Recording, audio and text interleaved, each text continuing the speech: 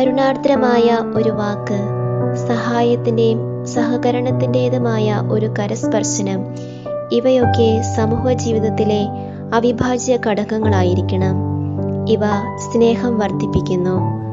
മാതൃസൂക്തം 116. കൂട്ടായ്മ ജീവിതത്തിലൂടെ സാഹോദര്യത്തിൻ്റെ മാധുര്യം രുചിച്ചറിഞ്ഞവളാണ് വല്യമദർ.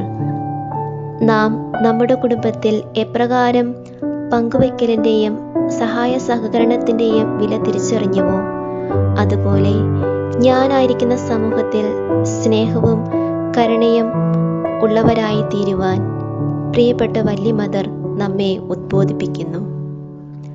അനേകർക്ക് താങ്ങും തണലുമായി വാക്കിലൂടെയും പ്രവൃത്തിയിലൂടെയും ശുശ്രൂഷയുടെ മനോഭാവം കാണിച്ചു തന്ന വല്യമദറിനെ പോലെ ദൈവസ്നേഹത്തിൽ വിലയം പ്രാപിച്ച് കരുണാർദ്രമായ സ്നേഹത്തോടെ വിശുദ്ധ ജീവിതം നയിക്കുന്നവരാകാം.